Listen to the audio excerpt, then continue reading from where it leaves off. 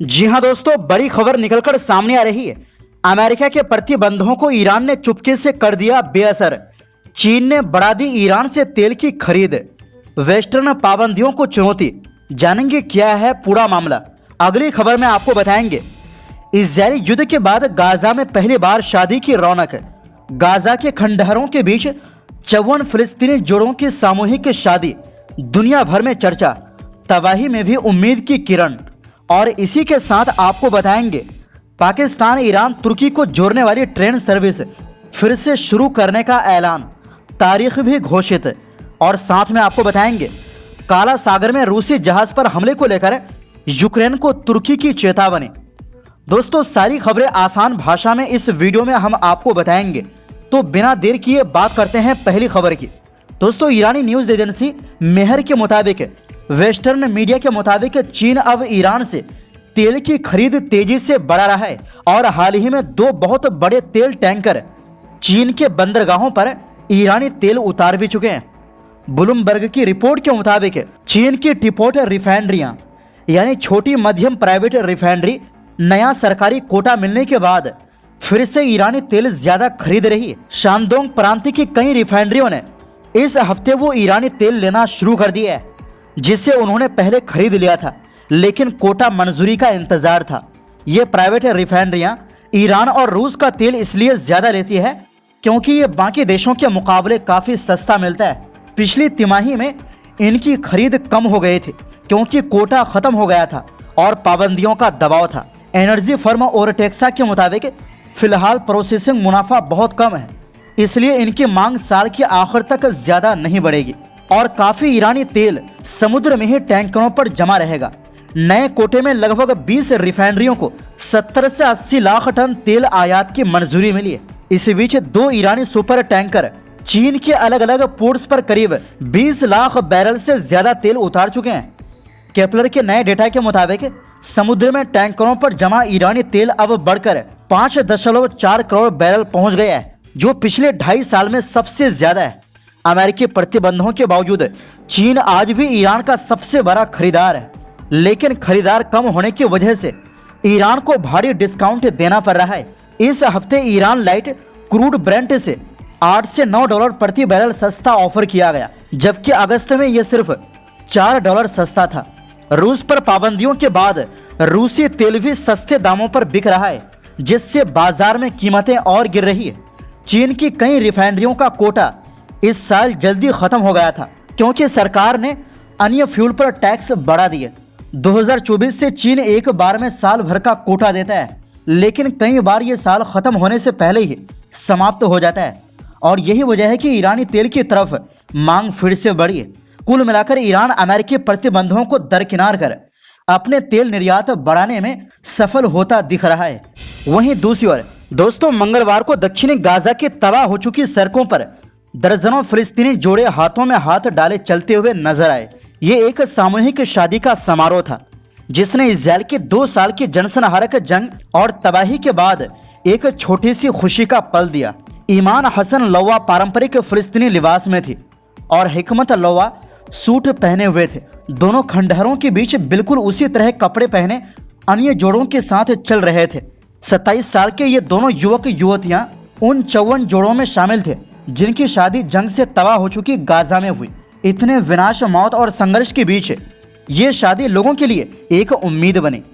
हिकमत ने कहा, इतनी मुश्किलों के बावजूद हम नई जिंदगी शुरू करेंगे, इंशाअल्लाह यही जंग का अंत होगा। फिलिस्तीनी संस्कृति में शादियां बहुत अहम होती है, लेकिन जंग के दौरान गाजा में ये लगभग बंद हो गई थी। अब एक कमजोर से सीज फायर के बाद फिर से शादियां होने लगी, भले ही पहले जैसी बड़ी और शानदार नहीं। खान यूनिस शहर में जहां लोग फिलिस्तीनी झंडे लहरा रहे थे, वहीं हर तरफ तबाही का असर देखा जा सकता था। गाजा के 20 लाख लोगों में अधिकतर बेघर है, जिनमें ईमान और हिकमत भी शामिल है। शहरों के बड़े हिस्से मलबे में बदल चुके हैं। खाना पानी और राहत की भारी कमी है और संघर्ष रुक रुक कर फिर से भड़क जाता है। ये दोनों दूर के रिश्तेदार हैं। जंग के दौरान उन्हें अपने घर से भागकर देर अल सबाह जाना पड़ा, जहां उन्हें खाना और रहने की जगह तक मुश्किल से मिली। हिकमत ने कहा, हम भी दुनिया की तरह खुश रहना चाहते हैं। पहले घर और नौकरी का सपना था, आज सपना है रहने के लिए एक तंबू मिल जाए। दरअसल शादी का ये आयोजन अल फारिस अल शाहिम नाम की यूएई समर्थित राहत संस्था ने करवाया। इस संस्था ने शादी के साथ हर जोड़े को थोड़ी आर्थिक मदद और कुछ जरूरी सामान भी दिया। मंगलवार को गाड़ियों के एक लंबे काफिले ने टूटी गिरी इमारतों के बीच से होकर गुजरते हुए शादियों का जश्न मनाया।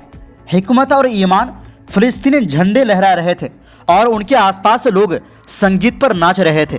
ईमान जो सफेद, लाल और हरे पारंपरिक कपड़ों में थी, बोली, सालों के दर्द के बाद ये शादी थोड़ी राहत है, लेकिन इसमें भी मेरे माता पिता और परिवार की याद ने मुझे रुला दिया। वो सब इज़राइल के बमबारी में शहीद हो गए। उन्होंने आंसू पोंछते हुए कहा, खुशी महसूस करना मुश्किल है, लेकिन इंशाअल्लाह हम ईंट ईंट जोड़कर फिर से सब बनाएंगे। वहीं दूसरी ओर दोस्तों, पाकिस्तान के रेल मंत्री हनीफ अब्बासी ने ऐलान किया है कि इस्लामाबाद तेहरान इस्तांबुल यानी ITI को जोड़ने वाली ECO फ्रेट ट्रेन 31 दिसंबर से फिर से शुरू होने जा रही है और ये ट्रेन पाकिस्तान की राजधानी इस्लामाबाद से ही रवाना होगी। उन्होंने Rawalpindi chamber of commerce and industry से बात करते हुए कहा कि पाकिस्तान की कोशिश है कि ईरान के साथ उसकी क्षेत्रीय कनेक्टिविटी और मजबूत हो और यही वजह है कि पाकिस्तान रेलवे इस साल के अंत तक इस रेल रूट को पूरी तरह चालू करने की तैयारी में है। मंत्री ने कारोबारियों से भी कहा कि वो इस नए मौके का पूरा फायदा उठाएं, क्योंकि ये ट्रेन पाकिस्तान, ईरान और तुर्की इन तीनों देशों को सीधे जोड़ती है, जिससे व्यापार तेज होगा, सामान की ढुलाई आसान और सस्ती होगी और पाकिस्तान को बड़ा आर्थिक फायदा मिलेगा। दरअसल ITI ट्रेन काफी समय से बंद थी, लेकिन अब इसे दोबारा शुरू करना पाकिस्तान के लिए बड़ा कदम माना जा रहा है। हनीफ अब्बासी ने कहा कि ये ट्रेन पाकिस्तान के लिए मौका भी है और ताकत भी, क्योंकि इससे पाकिस्तान के मध्य एशिया और यूरोप तक आसान पहुंच बनेगी और आने वाले समय में ये रूट क्षेत्रीय व्यापार की रीढ़ साबित हो सकता है। कुल मिलाकर 31 दिसंबर से शुरू होने वाली ये मालगाड़ी तीनों देशों के बीच व्यापार को नई रफ्तार देने वाली है। वहीं दूसरी ओर दोस्तों, तुर्की के विदेश मंत्री हाकन फिदान ने बुधवार को एक गंभीर चिंता जताई है। उनका कहना है कि यूक्रेन काला सागर में रूस के जहाजों पर जो हमले कर रहा है वो सीधे सीधे काला सागर की सुरक्षा और वहां चलने वाले जहाजों के लिए बड़ा खतरा है। हाकन फिदान बेल्जियम में थे, जहां वो नाटो के विदेश मंत्रियों की बैठक में शामिल हुए। वहीं पर उन्होंने कहा कि हाल के ये हमले काला सागर में जहाजों की सुरक्षित आवाजाही को नुकसान पहुंचाते हैं और वहां होने वाले व्यापार पर भी असर डालते हैं। उन्होंने साफ कहा कि अगर लड़ाई का दायरा और बढ़ गया तो हालात और भी खराब हो सकते हैं और ये बात उन्हें बेहद चिंतित कर रही है। तुर्की पहले से ही काला सागर में शांति और जहाजों की सुरक्षित आवाजाही का सबसे ज्यादा समर्थन करता है, क्योंकि ये इलाका दुनिया में अनाज भेजने के लिए बहुत महत्वपूर्ण है। यहाँ थोड़ी भी अस्थिरता आती है तो पूरी दुनिया में खाने पीने की चीजों की सप्लाई प्रभावित होती है। तुर्की का कहना है कि काला सागर को युद्ध का मैदान बनने से बचाना बहुत जरूरी है, वरना इसका नुकसान सिर्फ एक दो देशों को नहीं बल्कि पूरी दुनिया को होगा। तो दोस्तों, फिलहाल के लिए इस रिपोर्ट में बस इतना ही। फिर मिलते हैं एक नई रिपोर्ट्स के साथ। आपसे गुजारिश है हमारी सपोर्ट के लिए वीडियो को लाइक और शेयर जरूर करें।